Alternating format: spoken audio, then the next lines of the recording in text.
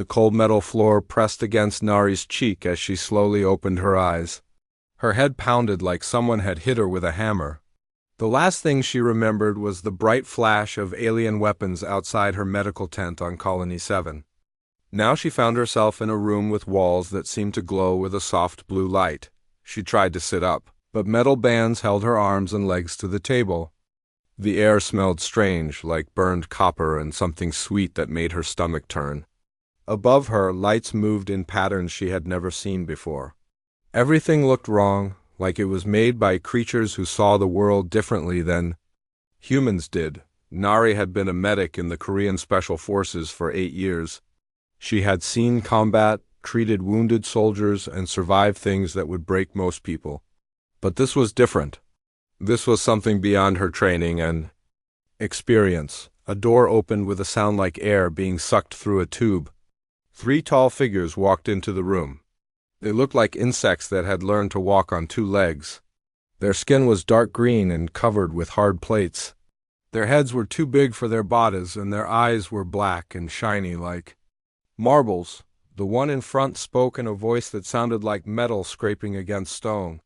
"The human female is awake. Good, we can begin the final tests." Another one, wearing what looked like a white coat, moved closer to the table. It held a device that beeped and flashed as it passed over Nari's body. "Her physical condition is excellent. Heart rate elevated but within acceptable range. Blood chemistry shows no signs of disease or genetic weakness." "What do you want with me?" Nari asked. Her voice came out as a whisper. Her throat felt dry.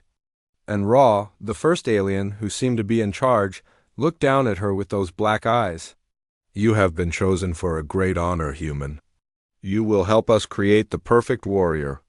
"I won't help you with anything," Nari said, trying to put strength into her voice. The alien made a sound that might have been laughter.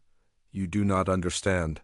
We do not need your cooperation. We only need your body." The one in the white coat moved to a wall panel and touched it with long, thin fingers.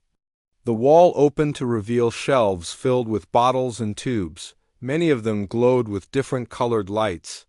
The alien selected a bottle filled with bright blue liquid that seemed to move on its own. "This is the result of 50 years of research," the alien explained. "We have tested it on representatives from 47 different species. All have died. But humans humans are different. Your species adapts in ways we do not understand." Nari watched as the alien filled a syringe with the blue liquid. The stuff seemed alive, swirling and pulsing in the clear tube. "What is it supposed to do?" "It will make you stronger, faster, and smarter than any creature that has ever lived," the alien said. "If it does not kill you first." "And if I refuse?" The leader stepped closer. "You cannot refuse. You are no longer a person. You are a test subject. We have been watching your species for months. We captured many of your people and studied them. Most were weak, but you survived things that killed others. You healed wounds that should have been fatal. You fought when others gave up."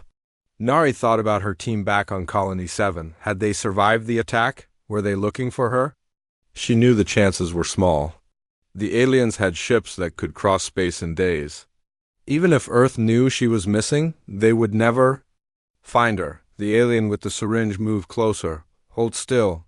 Fighting will only make this more painful." "Wait," Nari said. "Why do you need super soldiers? Who are you fighting?" The leader tilted his head. "We are the Vorthic Empire. We have conquered 43 worlds. But there are others who resist us. The Keth Alliance has weapons we cannot match. We need warriors who can survive their attacks and destroy their fleets. So you're going to turn me into a weapon?" "If you survive, yes. If you die, we will find another human to test." The alien with the syringe placed it against Nari's arm. She could feel the cold metal against her skin. The blue liquid inside seemed to glow brighter as it got closer to her body. "Your people call you Nari," the leader said. "It means lily in your language. How fitting. Lila are beautiful, but they die quickly. Let us see if you are stronger than a flower." The needle went into her arm. Nari felt the blue liquid enter her bloodstream. At first it was just cold. Then it began to burn. The burning spread up her arm and into her chest. It felt like acid flowing through her veins. She tried not to scream, but the pain was beyond anything she had ever felt. It was like being burned from the inside while someone hit every bone in her body with a hammer. Her vision went white, then red, then black. The aliens watched with interest as monitors around the room showed her vital signs. Her heart rate spiked, then dropped, then spiked again. Her brain activity looked like a storm on the screens. Interesting, the one in the white coat said. She is not dying immediately like the others. Her cellular structure is changing, another alien reported from a control panel. The serum is not being rejected. Nari's body convulsed against the restraints. The metal bands that held her began to bend under the strain. Her muscles were growing larger and denser. Her bones were becoming harder and stronger. Hours passed. The aliens took notes and ran tests. They had never seen a subject survive this long. Usually the other species died within minutes as their bodies rejected the serum. But Nari's human biology was adapting to the alien chemicals in ways they had not expected. When she finally stopped convulsing, her breathing was slow and steady. Her heart rate had settled into a rhythm that was slower than before but much stronger. The monitors showed that every system in her body had been enhanced. Remarkable, the scientist said. Her strength has increased by a factor of 10. Her reflexes are 3 times faster than baseline human norms. Her brain activity. I have never seen patterns like this. The leader leaned over Nari's unconscious form, and this is only the beginning. The serum will continue to change her for days. If she survives the full transformation, she will be the weapon we have been seeking. What they did not know was that the serum was doing more than just making Nari stronger. Deep in her enhanced brain, new connections were forming. The alien chemicals were not just changing her body, they were giving her abilities that the Vorthak had never intended to create. As Nari lay unconscious on the metal table, her enhanced senses began to pick up things that no human had ever detected before. She could hear the electric current running through the ship's walls. She could smell the fear and excitement of the aliens around her. And somewhere in the back of her mind, she began to understand the alien technology that surrounded her. The Vorthak thought they had created a super soldier. They had no idea what they had actually done. When Nari woke up, she would be something entirely new, something that would change the balance of power in the galaxy forever. But for now, she slept and dreamed of home while her body continued to transform into something beyond human. 3 days passed before Nari opened her eyes again. The first thing she noticed was that everything looked different. Colors were brighter and more vivid. She could see tiny details in the metal ceiling that had been invisible before. She could count the individual scratches and dents in the walls. The second thing she noticed was that the restraints felt loose. Her arms and legs had grown thicker with new muscle. The metal bands that had held her tightly before now felt like jewelry she could slip off. The third thing she noticed was the sound. She could hear everything. The hum of electricity in the walls sounded like a river. She could hear conversations happening in other parts of the ship. She could hear the heartbeats of the aliens in the next room, fast and excited. "Subject is conscious," an alien voice said from somewhere nearby. "All vital signs are stable. Cellular enhancement is complete." Nari turned her head slowly. The scientist alien, the one they called Dekvar, was standing at a control panel. His fingers moved over buttons and screens that glowed with symbols she had never seen before. But somehow she understood what they meant. The symbols made sense to her enhanced brain like they were written in a language she had always known. "Interesting," Dekvar said to another alien. "Her neural activity is unlike anything we have recorded. The serum has enhanced her brain far beyond our projections." Nari closed her eyes and listened. She could hear other voices throughout the ship. The aliens were excited about something. They kept using words like perfect specimen and ultimate warrior. But she could hear fear in their voices too. They were afraid of what they had created. A door opened and the leader alien entered. Commander Zeftok walked over to the table where Nari lay. "How do you feel, human?" different, Nari said. Her voice sounded stronger than before. What did you do to me? We made you better, stronger, faster, smarter. You are now the perfect soldier. Nari tested the restraints carefully. The metal felt soft under her enhanced muscles. She could break free easily, but she wanted to learn more about what had happened to her first. Why me? Your species is remarkable, Zeftok said. We have tested our serum on many different races. Keth warriors died in seconds, Veltar mystics lasted only minutes, but humans ... Humans adapt. Your biology changes to survive. This is why you are still alive when all others have failed. Lekvar looked up from his control panel. Commander, you should see this. Her cellular structure is still changing. The serum is not finished with her yet. What do you mean? Zeftok asked. Watch this. Vekvar touched a control on his panel. The lights in the room dimmed. We use a specific frequency of light to power our technology. No other species can see it, Nari gasped. She could see new lights everywhere. Lines of energy ran through the walls like glowing rivers. The alien devices pulsed with power that her eyes could now detect. The ship itself was alive with energy that she had never been able to see before. Impossible, Zeftok whispered. She can see our power systems. But that was not the most surprising thing. As Nari watched the energy flowing through the walls, she began to understand how it worked. Her enhanced brain processed the patterns and frequencies. The alien technology was not as complicated as it seemed. It was actually quite simple once you understood the basic principles. Run the standard physical tests, Zeftok ordered. Vekvar pressed more controls. A section of the wall opened to reveal a small chamber. Subject will be moved to the testing area for evaluation. Two larger aliens entered the room. They wore armor and carried weapons that crackled with electricity. They moved to release Nari's restraints. The moment her arms were free, Nari sat up faster than she had intended. The movement was so quick that the guards stepped back in surprise. She looked at her hands and flexed her fingers.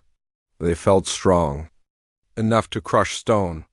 Come, one of the guards said, pointing his weapon at her. Do not resist or you will be stunned. Nari stood up slowly. She was taller than before. Her clothes, which had been loose when she was captured, now fit tightly across her enhanced muscles. She followed the guards to the testing chamber, but she was not paying attention to where they were going. Instead, she was studying the energy patterns in the walls. The testing chamber contained various machines and obstacles. Some looked like weights for lifting. Others looked like targets for weapons practice. In the center was a large metal platform with sensors built into the surface. Step onto the platform, Vekvar instructed from behind a protective barrier. Nari walked onto the platform. The moment her feet touched the metal surface, something unexpected happened. Energy flowed from the ship's systems into her body through the platform. But instead of powering the testing equipment, the energy was being absorbed by her enhanced cells. What is happening? Zeftok demanded. I do not know, Vekvar said, studying his readings. She is drawing power from our systems. This should not be possible. Nari felt the energy flowing into her. It felt warm and comfortable, like sunlight on her skin. But more than that, she could feel the ship's computer systems through the energy flow. Information was streaming into her mind faster than she could process it. She saw star charts showing the locations of Vorthik fleets. She saw technical diagrams of their weapons and ships. She learned about their enemies, the Keth Alliance, and the war that had been raging for decades.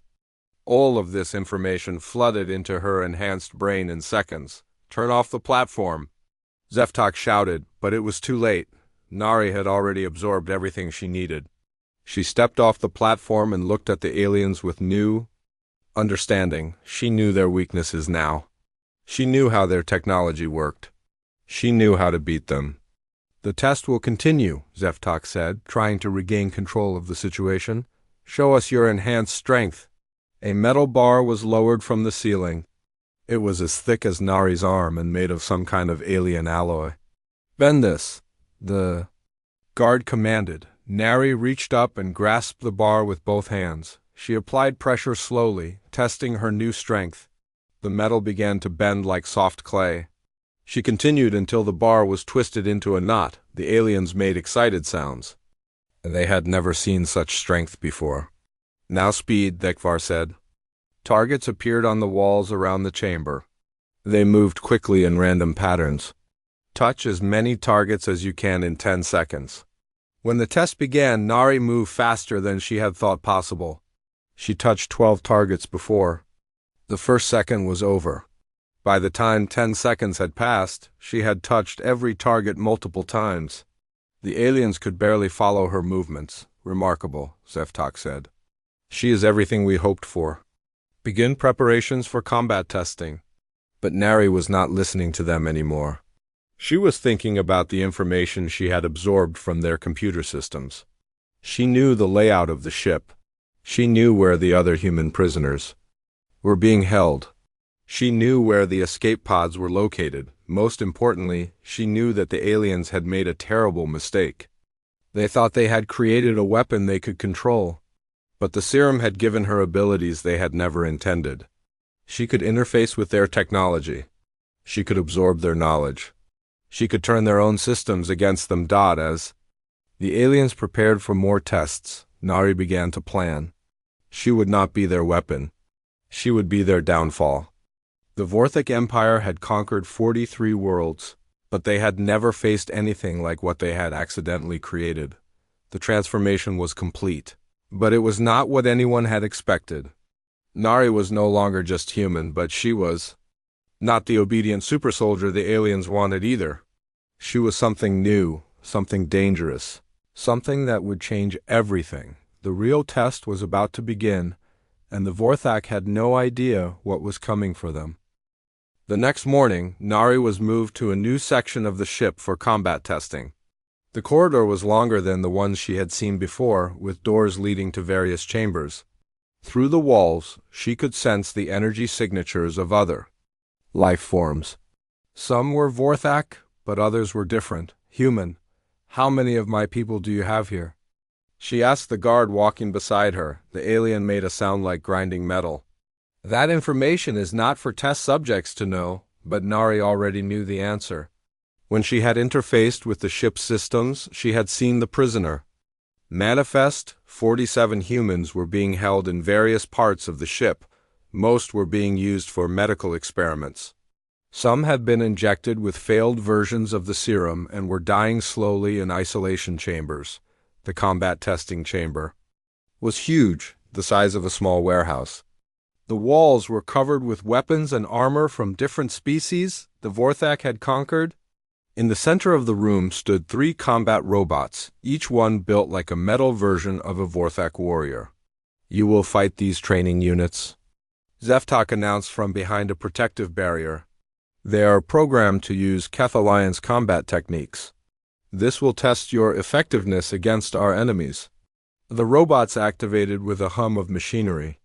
Their eyes glowed red and they began to circle Nari like predators. Each one was armed with energy weapons and metal claws designed to tear through armor. "Begin combat test," Dekvar called out. The first robot attacked immediately, firing a beam of energy at Nari's chest. She moved aside faster than she had expected, and the beam hit the wall behind her with a shower of sparks. The speed of her own movement surprised her. She was learning what her enhanced body could do. The second robot tried to grab her with its claws. Nari caught its arm and twisted. The metal bent like paper and the robot's arm came off completely. Sparks flew from the damaged joint. The third robot was smarter. It stayed back and fired multiple energy beams in a pattern designed to corner her. But Nari could see the energy building up in its weapons before it fired. Her enhanced vision showed her exactly where each beam would go. She moved between the shots like she was dancing. When she got close enough, she punched the robot in its central processor. Her fist went through the metal casing like it was made of cardboard. The robot shut down instantly. The remaining robot tried a different approach. It activated a shield around itself and began firing rapidly. The energy barrier was supposed to protect it from any weapon the Keth Alliance had. Nari studied the shield for a moment. Through her enhanced vision, she could see the energy patterns that kept it stable. There was a weak point where the frequencies overlapped. She reached out and touched that exact spot with one finger. The shield collapsed immediately. The robot had no time to react before Nari grabbed its head and pulled it off its shoulders. The entire fight had lasted less than 30 seconds. Impossible, one of the technicians whispered. Those robots were designed to defeat Keth warriors. No single fighter should be able to destroy all three so quickly. Zeftok was making excited sounds. Perfect. She is everything we hoped for. Begin preparations for live combat testing. Live combat? Dekvar asked. Bring out the Keth prisoner. If she can defeat a real enemy warrior, we will know the serum is truly successful. A side door opened and 2 guards pushed another figure into the chamber. It was humanoid but taller than Nari, with blue-gray skin and silver hair. Its hands were bound behind its back, but its eyes showed no fear. This is Warrior Velkona of the Keth Alliance, Zeftok announced. She was captured 3 months ago during the Battle of Helios Station. She has killed 47 Vortex soldiers in combat. The guards removed the prisoner's restraints and handed her a traditional Keth weapon, a staff that crackled with electrical energy. Velkona looked at Nari with curiosity rather than hostility. I will not fight an unwilling participant, Velkona said in accented but clear English. You are a prisoner like me, yes? Yes, Nari replied. But I think we both need to survive this. Then we fight, but not to kill. Agreed? Nari nodded. She liked this warrior already. Begin? Zeftok commanded. Velkona moved with practiced skill, spinning her energy staff in complex patterns. She was fast and experienced, but Nari's enhanced reflexes let her follow every movement. When the staff came toward her, she caught it with one hand. The electrical energy from the weapon flowed into her body, but instead of hurting her, it felt energizing. Her enhanced cells absorbed the power just like they had absorbed energy from the ship's systems. Velkona's eyes widened in surprise. How are you doing that? I don't know, Nari admitted. But I think I'm different than they expected. She released the staff and stepped back. Can you disable that weapon? What do you mean? Can you turn off the energy and just use it as a club? Velkona touched a control on the staff's handle. The electrical crackling stopped. Why? Because I have an idea. When I tell you, hit me with it as hard as you can. Don't hold back. That will look like I defeated you. Exactly. Velkona understood immediately. She raised the staff and brought it down on Nari's shoulder with enough force to break bones. Nari let herself fall to the ground and stayed still. Victory to the Keth warrior, Velkona announced, raising the staff above her head. The Vorthak were shocked. Their perfect weapon had been defeated by a prisoner armed with a simple staff. Impossible, Dekvar said. The enhancement should have made her invincible. Bring them both back to the laboratory, Zeftok ordered. We need to understand what went wrong. As the guards moved to collect them, Nari whispered to Velkona, when we get to the lab, stay close to me. I'm going to get us out of here. How? I know things about this ship that they don't realize I know. The guards brought them to the laboratory, where Nari had first been transformed. As they passed through the corridors, Nari was mapping the ship's energy systems in her mind. She could see exactly where the power flowed and how to disrupt it. In the laboratory, Dekvar began preparing to examine Nari again. We must determine why the enhancement failed. Perhaps we need to increase the serum dosage. But Nari was not listening. She was focused on the energy conduit that ran through the wall behind the examination table. When Nekvar moved closer, she suddenly sat up and placed her hand against the wall. Energy flowed into her body from the ship's main power grid. But this time, instead of just absorbing it, she sent it back in a feedback loop. The energy surged through the ship's systems faster and more powerful than they were designed to handle. Lights exploded throughout the laboratory. Control panels sparked and went dark. Emergency alarms began blaring as power failed in multiple sections of the ship. In the chaos, Nari broke her restraints like they were made of paper. She grabbed Velkona and pulled her toward the door. Time to go. the other prisoners, Velkona said. We cannot leave them. We won't. I know where they all are. As they ran through corridors lit only by emergency lighting, Nari felt the ship's system struggling to compensate for the damage she had caused. She had learned something important about her abilities. She could not only absorb energy, she could control it. The Vorthik had created something they could not understand or control.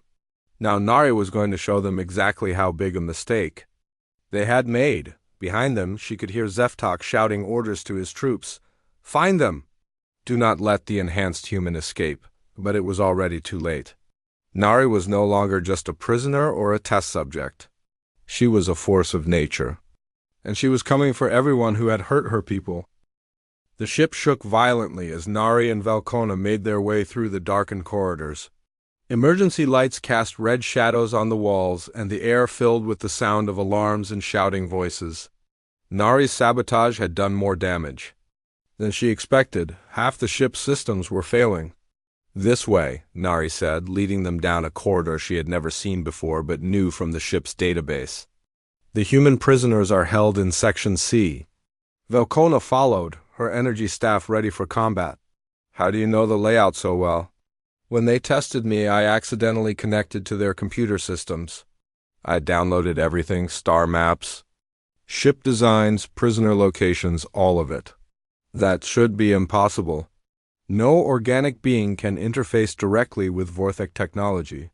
Tell that to their Serum, Nari said. They enhanced me in ways they didn't understand. They reached the prisoner section as Vorthak soldiers rounded the corner behind them. Energy weapons fired, but Nari moved faster than the aliens could track. She reached the security door and placed her hand on the control panel instead of trying to break the lock. She sent a pulse of energy through the system.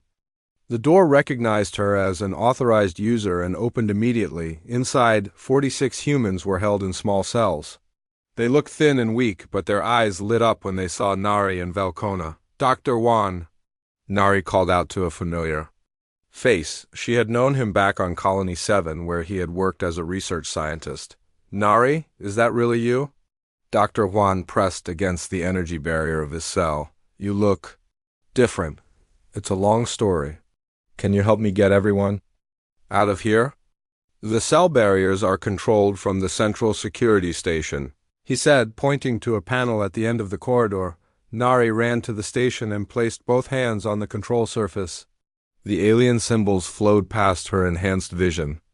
As she accessed the security system, all the cell barriers deactivated at once. The prisoners stumbled out of their cells, confused but hopeful. Many of them were injured or sick from the experiments that had been performed on them. We need to get to the escape pods, Nari announced. But first, I need to do something. She turned to Dr. Juan. Hold out your hand. What? Trust me. Juan extended his hand. Nari grasped it gently and concentrated. She could feel the energy flowing through her enhanced cells. As she tried to share just a small portion of it with him, Juan gasped as strength flowed into his body. His tired muscles grew stronger, and his injuries began to heal. The change was not as dramatic as what had happened to Nari, but it was enough to help him survive what was coming. How did you do that? He whispered. The serum they gave me. It changed me in ways they didn't expect. I can share some of the enhancement with others through direct contact. She quickly moved through the group, touching each prisoner briefly. She could not make them as strong as herself, but she could give them enough enhancement to fight and survive. Now we get out of here, she said. Velkona had been watching with amazement. Your species continues to surprise me. The Keth have legends of beings who could share power with others, but we thought they were just stories. Maybe they weren't stories, Nari said. Maybe they were memories. They moved through the ship toward the escape pod bay. The enhanced humans could now move faster and fight better than before. When Vorthik soldiers tried to stop them, the former prisoners fought back with strength and speed that shocked their captors. Dr. Juan grabbed an energy rifle from a fallen soldier. I feel like I could run for hours without getting tired. You probably could, Nari said. But right now, we need to focus on getting out. They reached the escape pod bay to find it heavily guarded. 30 Vorthik soldiers had weapons trained. On the entrance, Commander Zeftok stood behind them, his black eyes focused on Nari. "You will surrender now," he called out. "You cannot escape this ship." "Watch me," Nari replied. She stepped into the open doorway. The soldiers opened fire. Immediately, but their energy weapons had an unexpected effect. Instead of harming her, the energy was absorbed by her enhanced cells. She grew stronger with each shot. The Vorthik stopped firing in confusion. Their most powerful weapons were making their enemy more dangerous. Nari walked calmly through the center of the bay. When she reached the nearest escape pod, she placed her hand on its control panel and activated it. Then she moved to the next one and the next. "Get to the pods," she called to the others. "I'll hold them off." But the humans in Velkona did not need much protection. Their enhanced abilities let them move quickly and fight effectively. The Vorthik soldiers found themselves facing opponents who were faster and stronger than any they had fought before. Zeftok drew his personal weapon, a plasma sword that glowed with deadly energy. "I will stop you myself," he charged at Nari with the skill of a trained warrior. But when his sword struck her, she grabbed the blade with her bare hand. The plasma energy flowed into her body harmlessly. "Impossible," Zeftok whispered. "You made me too well," Nari said. She crushed the sword's handle in her grip, destroying the weapon. One by one, the escape pods launched. Dr. Juan called out from the last pod, "Nari, come on!" But Nari was not finished. She walked to the main control station for the pod bay and placed both hands on it. Through the ship's systems, she could see 3 more Vorthak vessels nearby. They contained hundreds more prisoners from dozens of different species. She sent a massive surge of energy through the communication system. Every ship in the area received a signal that overloaded their computer networks. Security systems failed. Weapons went offline. Navigation became unreliable. "What did you do?" Velkona asked from her pod. "I gave everyone else a chance to escape." "Two," Nari said. She finally stepped into the last escape pod with Dr. Juan. As their pod launched, they could see the other Vorthak ships through the viewports. Emergency lights flashed as systems failed throughout the small fleet. Other escape pods were launching from all 3 vessels as prisoners took advantage of the chaos to break free. "Look at that," Dr. Juan said, pointing at one of the ships. "The prisoners are taking control of entire sections." "Good," Nari said. "The Vorthak have been taking prisoners for decades. Now it's time for some payback."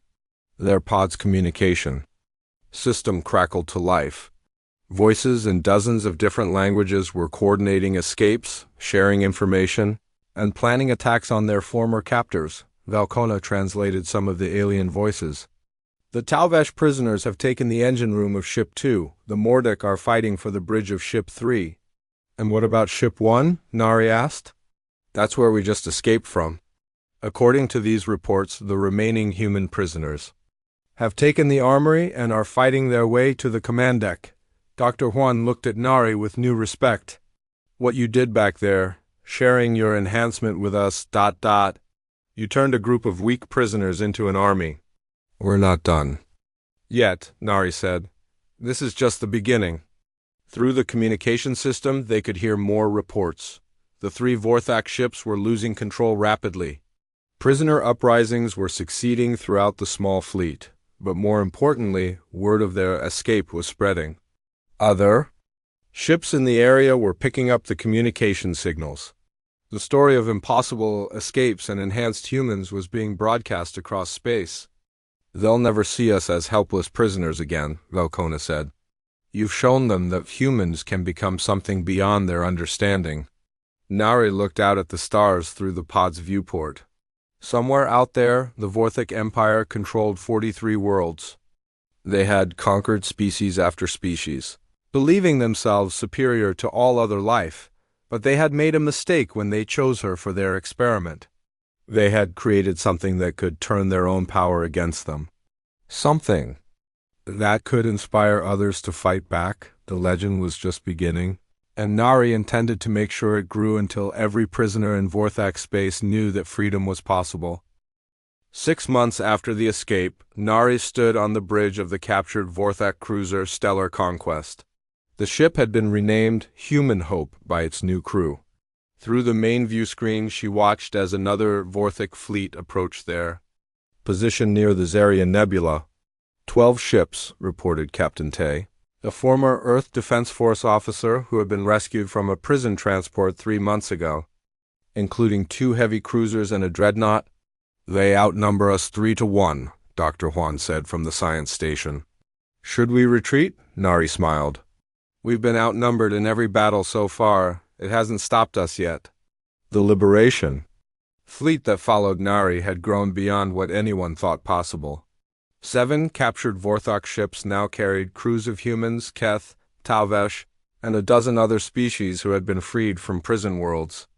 Each ship's crew had been enhanced through Nari's touch, gaining strength and abilities far beyond their natural limits, but it was more than just enhanced. Physical abilities that made them effective.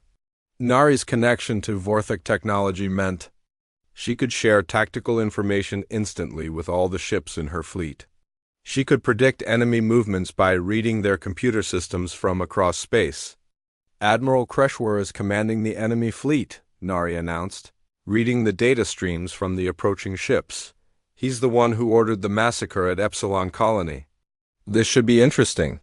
Admiral Kreshwar had become obsessed with capturing or killing Nari after she had humiliated 3 different Vorthok fleets. He believed that destroying her would restore the Empire's reputation and end the growing rebellion. All ships prepare for battle, Nari commanded. Remember, we're not just fighting for ourselves today. We're fighting for every prisoner still held in Vorthak space. The enemy fleet spread into a standard attack formation. Kreshwar was a skilled commander who had never lost a major battle. His ships moved with precision and discipline that had conquered worlds, but Nari could see the weakness in their formation. She could read the energy patterns of their shields and weapons through her enhanced connection to their technology. More importantly, she could interfere with their systems in ways the Admiral had never encountered before. Begin the attack, she ordered. The Liberation fleet accelerated toward the enemy ships, but instead of following normal battle tactics, they moved in patterns that seemed random and chaotic. The Vorthak fleet tried to predict their movements, and failed completely. As the fleets engaged, Nari placed her hands on the ship's main control console. Energy flowed from her body into the ship's systems, but then continued outward through subspace communication channels to every Vorthak vessel. In the area, on the enemy ships, computer systems began behaving strangely. Weapons targeted friendly vessels instead of enemies. Shield frequencies shifted randomly, making them vulnerable to their own weapons. Navigation systems showed false readings that sent ships off course. What is happening? Admiral Kreshwar demanded from his command bridge. Why are our systems malfunctioning? His tactical officer studied the readings with confusion. Admiral, our computers are reporting that they are receiving override commands from an unknown source. But that should be impossible. Our security systems are designed to prevent exactly this kind of interference. It's her, Kreshwar said with growing anger, the enhanced human. Somehow she is controlling our technology. He was right, but he did not understand how. Nari was not just interfering with their computers, she was becoming part of them. Her enhanced consciousness could exist simultaneously in her physical body and in the electronic networks of every ship in the battle. Through the enemy systems, she could see exactly what each Vorthak captain was planning. She could redirect their weapons, disable their shields, and even change their communications to create confusion and fear. Captain Tay, she said without taking her hands off the console, take us directly at the dreadnought, full speed. Nari! That's suicide, Dr. Juan protested. Those ships have enough firepower to destroy a small moon. Trust me. The Human Hope accelerated toward the massive enemy vessel. The dreadnought's weapons charged to full power, preparing to destroy the smaller ship with a single volley, but as the weapons fired, Nari sent a feedback pulse through their targeting systems. The energy beams curved away from their intended target and struck 2 of the dreadnought's escort ships instead. Both vessels exploded in brilliant flashes of light. "Impossible," Kreshwer shouted. "No one can redirect our weapons like that." The human hope continued its approach. When it was close enough, Nari extended her consciousness directly into the dreadnought's main computer core. The alien ships. Systems welcomed her like she belonged there. She began shutting down the dreadnought's weapons one by one. Its shields flickered and failed. Life support systems in non-essential areas went offline. Emergency alarms echoed through the massive vessel as its crew tried to understand what was happening. "Admiral," the tactical officer reported, "we are losing control of all ship functions. The computer core is not responding to our commands."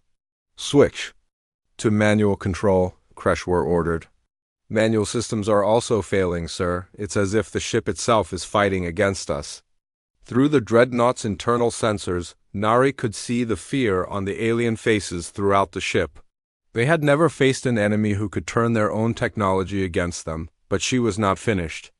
Using the dreadnought's communication system, she broadcast a message to every Vorthek ship in the fleet. "This is Nari of the Liberation Fleet," her voice echoed through enemy ships. "You have two choices. Surrender now, and your crews will be treated fairly. Continue fighting, and your ships will be disabled one by one."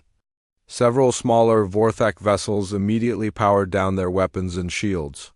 Their captains had heard stories of what happened to ships that continued fighting against the enhanced human. None of the stories ended well for the Vorthek, but Admiral Kreshwer was too proud to surrender. All remaining ships, concentrate fire on the human hope. Destroy her vessel and end this madness. The remaining Vorthek ships opened fire with everything they had.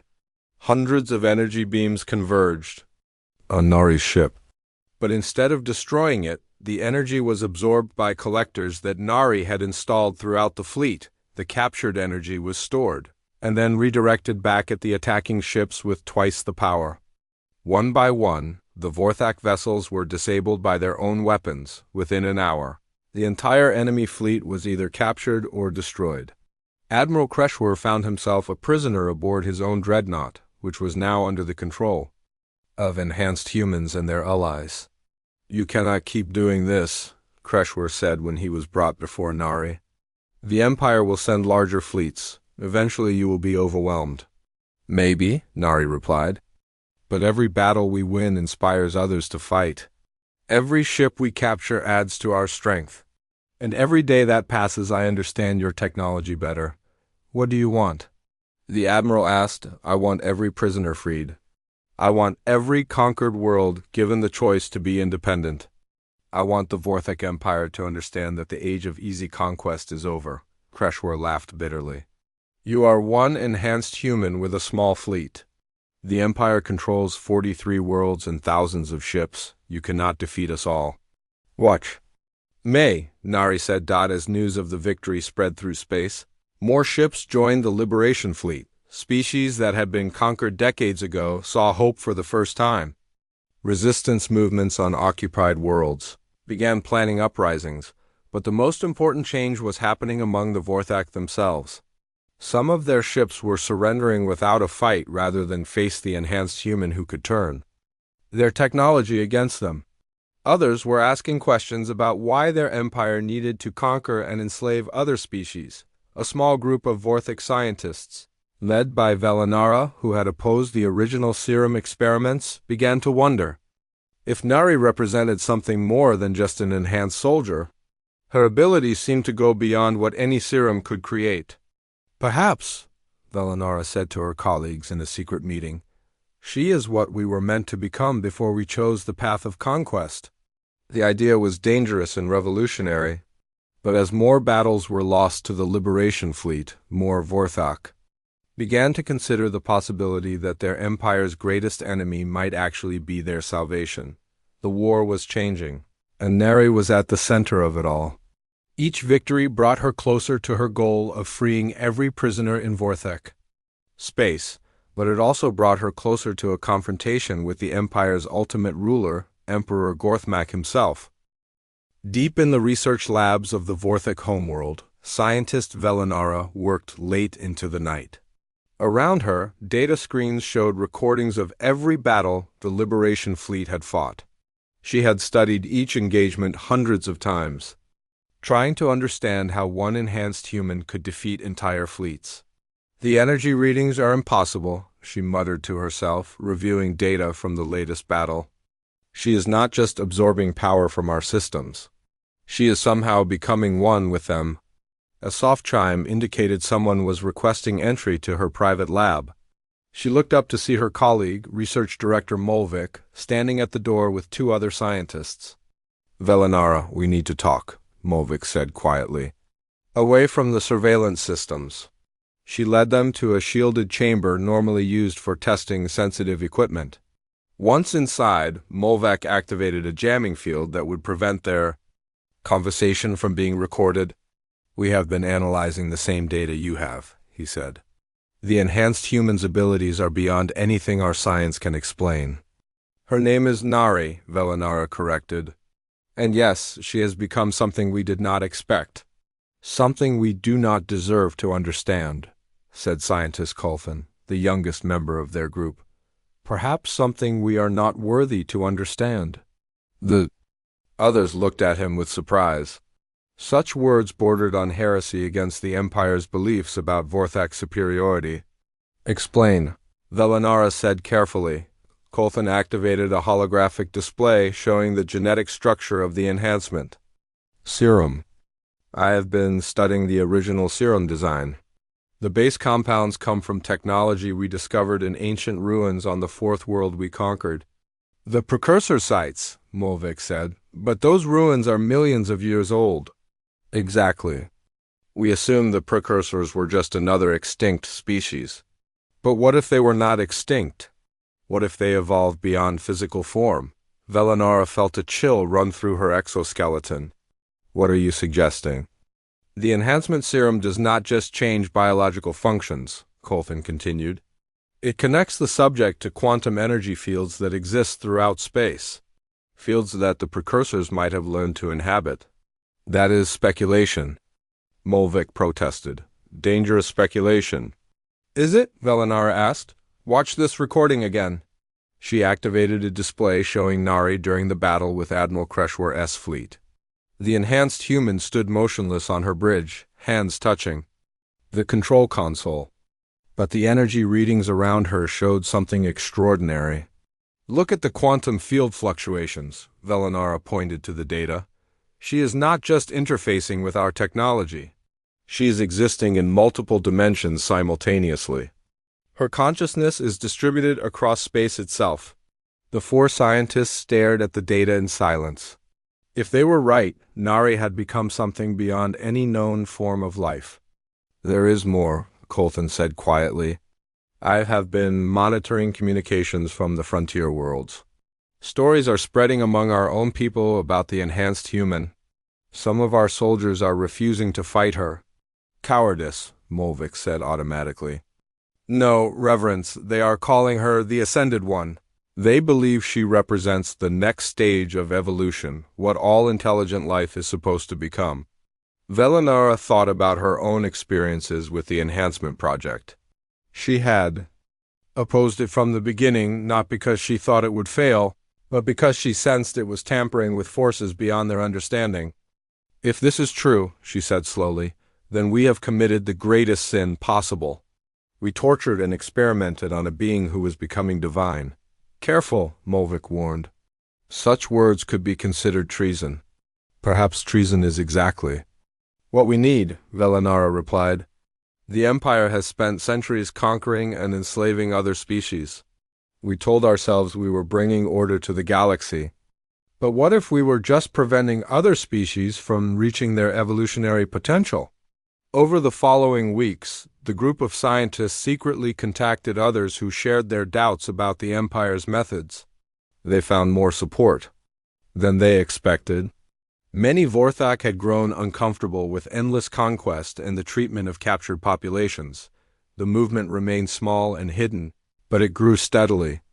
They called themselves the Seekers of Ascension and believed that Nari represented hope for all species to evolve beyond their current limitations. Meanwhile, far from the Vorthak homeworld, Captain Tay received an encrypted message on a frequency. That should have been impossible for anyone to access. The Liberation Fleet's communication systems were designed to be completely secure. Nari, you need to see this. He called from the bridge of the Human Hope.NA, or I had been in the ship's modified laboratory, working with Dr. Wan to understand her own abilities better.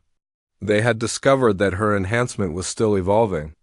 Each month brought new capabilities that even she did not fully understand. What is it? She asked, joining Tay at the communication station. A message from inside Vorthak space. Someone calling themselves a seeker of ascension. The message was simple but shocking. To the Ascended One, we believe in what you represent. Others among our people are beginning to understand. The time for change approaches. We will help. When we can. It's a trap, Dr. Juan said immediately. The Vorthak are trying to trick us. But Nari was reading the deeper data streams embedded in the message. Her enhanced consciousness could detect things that normal analysis would miss. No, this is real. There are Vorthak who want to help us. That's impossible, Tay protested. They've been our enemies for decades.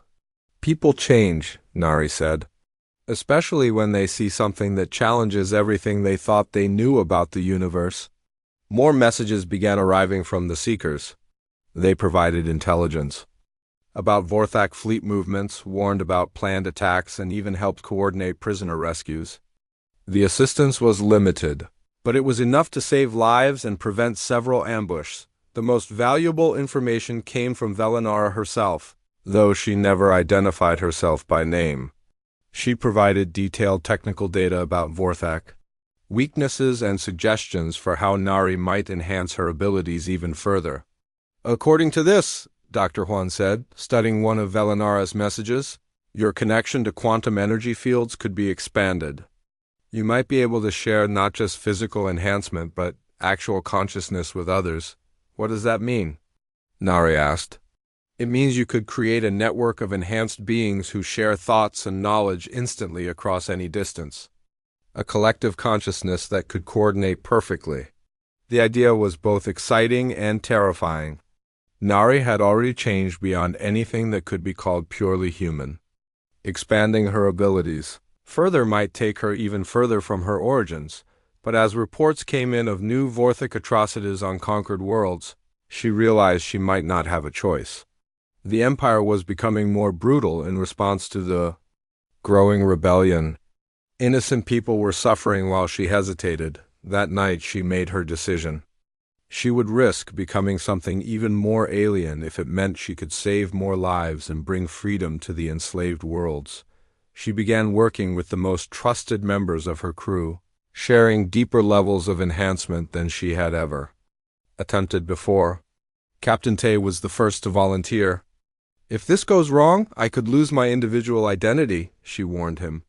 If we don't try it, millions more people will die, he replied. I trust you, Nari. Whatever you become, I believe you'll still be fighting for the right things. The process was unlike anything she had done before. Instead of just sharing physical enhancement, she opened her consciousness to Tay's mind. For a moment, they existed as one being with shared thoughts and memories. When they separated, both were changed.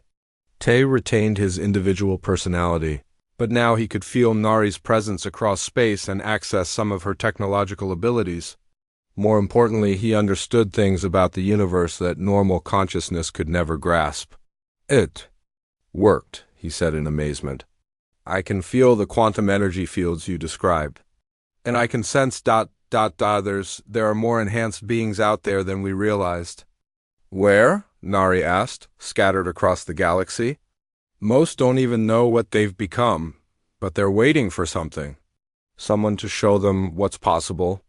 As word of this new development spread through the Liberation Fleet, more crew, members volunteered for the enhanced consciousness sharing. Within weeks, Neri had created the first network of truly enhanced beings in galactic history. The Vorthak Empire suddenly found itself facing something unprecedented, an enemy that could coordinate across space, share knowledge instantly, and adapt to any strategy faster than traditional military thinking could respond. But the enhanced humans were not the only ones changing. The Seekers of Ascension were growing bolder in their opposition to the Empire's methods. Some were beginning to prepare for the day when they might openly support the Liberation Fleet. The galaxy was approaching a turning point, and beings on both sides were evolving beyond what their species had ever been before. The final confrontation was coming, and it would determine the future of every intelligent species in known space. The massive Vorthak homeworld of Zenthkar had never been attacked in the 2,000 years of the Empire's existence. Its orbital defense platforms could destroy entire fleets. Its surface was protected by energy shields that could withstand planet-killing weapons. The planet was considered absolutely impregnable. Emperor Gorthmak stood in his throne room high above the capital city, watching through reinforced windows as the Liberation Fleet approached. 50 ships against the most heavily defended world. In the galaxy, it should have been suicide. "She comes to die with honor," he said to his advisors. "I respect that. The enhanced human has fought well, but this ends today." Grand Admiral Felkaresh, commander of the homeworld defenses, was less confident. "My emperor, her fleet has defeated forces that should have been impossible to overcome. Perhaps we should consider negotiation." Gorthmak's eyes flashed with anger. "Negotiation? With rebels and escaped prisoners? The Empire does not negotiate. It conquers or it destroys." But even as he spoke, reports were coming in from across the Empire. 18 worlds were in open rebellion. Vorthak fleets were surrendering rather than fighting the enhanced humans. Most disturbing of all, groups of Vorthak citizens were publicly supporting the Liberation Fleet. "The Seekers grow bolder each day," reported Intelligence Director Colmers. "They have infiltrated multiple government agencies. Some are openly calling for your abdication." "Then they will share the fate of the rebels," Gorthmak said coldly. "After I destroy this Liberation Fleet, I will purge every dissenting voice from our society." High above the planet, Nari stood on the bridge of the Human Hope as her fleet took positions around Zenthkar. Through her enhanced senses, she could feel the massive defensive systems targeting her ships. But she could also sense something else. The quantum energy fields that surrounded the planet were more complex than anywhere she had encountered before. "The entire planet is sitting on top of a precursor installation," Dr. Wan reported from his sensors. "The readings are off the charts." "That explains a lot," Nari said. "The Vorthak built their homeworld here because they sensed the power, even if they didn't understand it." Through her consciousness network, she could feel the thoughts and emotions of every enhanced being in her fleet. Captain Tay was ready for battle. The former Keth warrior Velkona was preparing her boarding teams. Dozens of other enhanced humans and aliens were coordinating their actions through the shared mental link, but they also felt her uncertainty. This battle was different from all the others. She sensed that whatever happened here would change the nature of existence itself for every intelligent species in the galaxy. "All ships, begin the attack," she ordered. The Liberation Fleet engaged the orbital platforms while Nari focused on something more important. She extended her consciousness down through the planet's atmosphere, searching for the source of the quantum energy she could detect deep beneath the surface. In caverns that predated Vorthak civilization, she found what she was looking for. The ancient precursor installation was vast beyond imagination. Technology that had been dormant for millions of years suddenly responded to her enhanced mind. "Impossible," she whispered as understanding flooded through her. "The precursors didn't go extinct. They evolved beyond physical form and became part of the quantum fields themselves." The enhancement serum hadn't just changed her biology. It had connected her to the network of consciousness that the precursors had created eons ago. She was becoming what they had become, a being of pure thought and energy that could exist across multiple dimensions simultaneously, but the revelation came with a terrible realization. The Vorthak Empire had been preventing other species from reaching this evolutionary stage for centuries. By conquering and enslaving civilizations, they had stunted the natural development of consciousness that should have been spreading throughout the galaxy. Emperor Gorthmak felt the change before. His instruments detected it. The quantum fields around his planet suddenly intensified 1,000-fold. Emergency alarms began blaring as systems throughout the capital city overloaded. "What is happening?" he demanded. "The enhanced human," Grand Admiral Thokaresh said, studying the readings with growing fear. "She is doing something to the planet itself." Through the windows of the throne room, they could see energy patterns flowing through the atmosphere like visible rivers of light. The ancient precursor installation was awakening after millions of years of dormancy. "All fleets, destroy her." "Ship immediately," Gorthmak commanded, but it was too late. Nari was no longer confined to the physical vessel. Her consciousness existed throughout the quantum field network that connected every star system. She could feel the presence of enhanced beings across the galaxy, and more importantly, she could awaken the dormant potential in every intelligent species. The Emperor felt his own mind changing as quantum energy flowed through the capital city. For the first time in his life, he could sense the thoughts and emotions of other beings. He felt the fear of his soldiers, the hope of the rebels, and the desperate longing for freedom that existed in every conquered world. "This cannot be," he said, staggering as unfamiliar sensations flooded his enhanced awareness. "I am the Emperor. I am supreme." But supremacy based on conquest and oppression crumbled when faced with true consciousness expansion. Gorthmak found himself experiencing the memories and pain of every being his empire had enslaved. The weight of centuries of suffering threatened to crush his mind. Nari's voice echoed through every communication system on the planet, but also directly into the minds of every Vorthik citizen. "You have the choice to evolve beyond what you have been. The path of conquest leads only to spiritual death. Choose consciousness. Choose connection. Choose to become more than conquerors." Across the homeworld, Vorthik citizens felt their awareness expanding.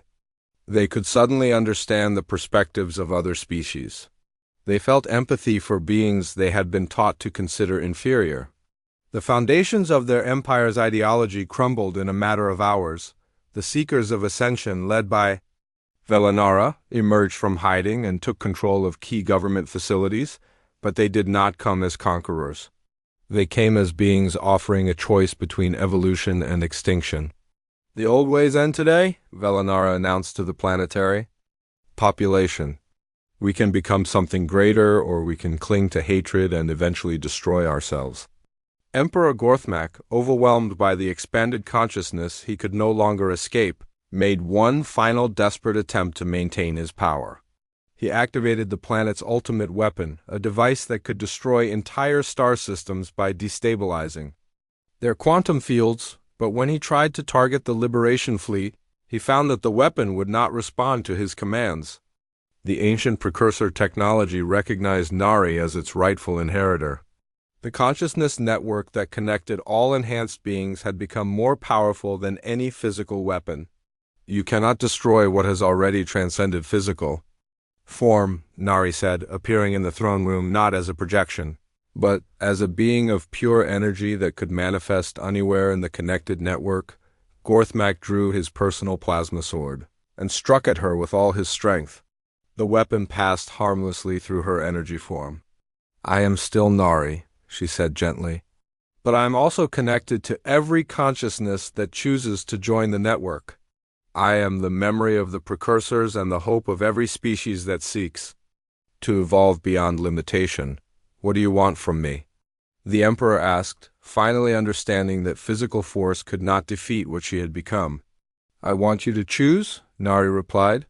"You can hold on to your need for dominance and become isolated from the growing network of consciousness, or you can join us and help repair the damage the Empire has caused."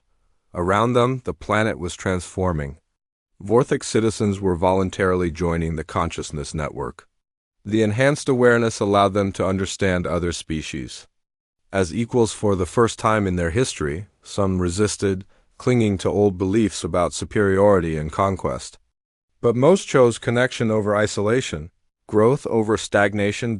Emperor Gorthmak stood in his empty throne room, the last holdout against a change that was already reshaping the galaxy. His choice would determine whether the transformation happened through cooperation or conflict. The age of conquest was ending. The age of consciousness had begun.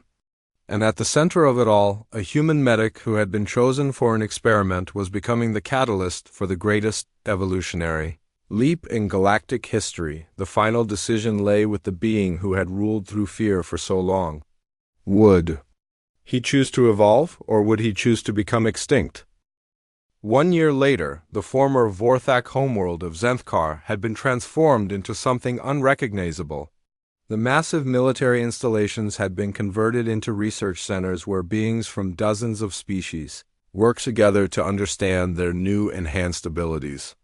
The Imperial Palace had become a meeting place, where representatives from every world could participate in decisions that affected the galaxy. Nari stood in what had once been Emperor Gorthmak's throne room, but the space now served a very different purpose. Instead of a single throne overlooking subjects, circular seating arrangements allowed equal participation in discussions. The walls displayed real-time information from across the galaxy, showing the progress of transformation on thousands of worlds. The integration proceeds faster than we projected, reported Engineer Bin, a former Earth Defense Force technician who now coordinated the technical aspects of consciousness expansion. 73% of inhabited worlds have chosen to join the Symbiosis Accord, and the others? Asked Velanara, who had become the primary liaison between Enhanced Vorthak and the new galactic government. 13% are still considering. Most are waiting to see long-term results before committing. 14% have chosen isolation but remain peaceful, Nari nodded. And the resistors? Less than 1% actively oppose the changes. Bin continued. Most are former Imperial loyalists who have established colonies in remote systems. They pose no significant threat to galactic stability. The transformation had not been without challenges. Some beings found the consciousness expansion overwhelming and chose to return to more limited awareness. Others became so connected to the quantum network that they lost individual identity entirely. Finding the right balance had required careful experimentation and constant adjustment. Dr. Wen entered the chamber carrying a datapad with the latest research results. We've successfully modified the enhancement process to be completely voluntary and reversible. No one has to choose between evolution and extinction anymore. That's important, Nari said. Choice must remain at the center of everything we do. The former Emperor Gorthmak had eventually chosen to accept enhancement, but the process had been difficult for him. Centuries of believing in absolute dominance did not disappear overnight. He now worked in the agricultural districts, learning to understand other perspectives through direct connection with diverse consciousness networks. He asked to speak with you, Velanara mentioned. He says he has something important to discuss. Nari was curious but not concerned. The consciousness network allowed her to sense hostile intent across vast distances. Whatever Gorthmak wanted to discuss. It was not a threat. She found him in one of the hydroponic gardens that had replaced the military training grounds. He was working alongside humans, Keth, and several other species to develop new food production methods that could support the growing galactic population. You wanted to see me? Nari asked. Gorthmak looked up from the plants he was tending. The enhancement process had changed him physically as well as mentally. His exoskeleton was softer and more flexible, allowing for better expression of emotion. His eyes, once cold and calculating, now showed depth and empathy. I have been thinking about what we have accomplished, he said slowly. And what we have lost, explain. The Empire gave my people purpose, even if that purpose was wrong. Conquest provided structure and direction. Now that we have evolved beyond the need for dominance, some of my people struggle to find meaning. Nari had noticed this problem in several species that had previously been organized around conflict or competition. What do you suggest? A new purpose. The galaxy is vast and we have only begun to explore it. There are species out there who have not yet reached consciousness expansion. Instead of conquering them, we could help them evolve when they are ready. It was an interesting idea. The consciousness network had revealed that intelligent life was far more common than anyone had realized. Most civilizations were still in early stages of development, unaware of their potential for enhancement. Careful guidance rather than forced conversion, Nari mused. Help them discover their own path to advancement. Exactly. My people need something to strive for. Helping others achieve what we have achieved could provide that purpose. Over the following months, the Symbiosis Accord established the Exploration and Enhancement Initiative. Mixed crews of enhanced beings from different species began visiting newly discovered civilizations. They shared knowledge and offered assistance, but always with the understanding that each species must choose its own path. Captain Tay, now enhanced, far beyond his original human limitations but still recognizably himself, commanded one of the first exploration vessels. His consciousness remained connected to the galactic network, allowing him to coordinate with other teams across vast distances. We've made contact with a species in the Andromeda sector, he reported during one of the regular network meetings. They're remarkably similar to early human civilization. Curious, creative, but prone to conflict. Recommendations? Nari asked. Passive observation for now. They're not ready for consciousness expansion, but they're developing the scientific foundation that will eventually lead them to discover it themselves. This became the standard approach. Enhanced beings would make contact, establish friendly relationships, and then wait for signs that a species was ready for the next evolutionary step. Some civilizations progressed quickly. Others took centuries or millennia. All were allowed to develop at their own pace. Meanwhile, the core worlds of the former Vorthak Empire continued to transform. The consciousness network had eliminated most forms of conflict, but it had also created new challenges. How do you maintain individual creativity when minds can share thoughts instantly? How do you preserve cultural diversity when all beings can understand each other perfectly? The answers came through experimentation and adaptation. Enhanced beings learned to create mental barriers that preserved privacy while maintaining connection. Different species maintained their unique perspectives while gaining the ability to truly understand others. Art, music, and literature flourished, as creators could share not just their works but the emotions and experiences that inspired them. Scientific research accelerated as knowledge could be shared instantly across the network. Engineering projects that would have taken decades were completed in months through perfect coordination, but perhaps the most important change was in how conflicts were resolved. When beings could directly experience each other's perspectives, disagreements rarely escalated to violence. Misunderstandings disappeared when thoughts and emotions could be shared directly. We should document this process, Dr. Juan suggested. During one of their regular reviews, future civilizations will want to understand how the transformation happened. Good idea, Nari agreed. But remember to emphasize that our path was just one possibility. Other species might evolve differently. As the years passed, Nari found herself changing in ways she had not expected. Her consciousness expanded beyond the galactic network to touch the quantum fields that connected all existence. She began to sense other networks in distant galaxies, some ancient beyond imagination, others just beginning to form. I think the precursors are still out there, she told Velinara one day as they watched the sunset from the observation deck of the former Imperial Palace. Not gone, just existing in forms we can't fully understand yet. Will we become like them eventually? Velinara asked. Maybe, but I think we'll find our own path. Humans, Vorthak, Keth, and all the other species bring their own perspectives to the network. We're creating something new, not just copying what came before. Engineer, been approached with a report that made them both smile. The latest census results are in. The galactic population has doubled in the past year. Enhanced beings are having more children, and they're being born with natural connection to the consciousness network. The next generation will grow up in a galaxy without conquest or slavery, Nari realized. They'll never know what it was like to be alone in their own minds. Is that good or bad?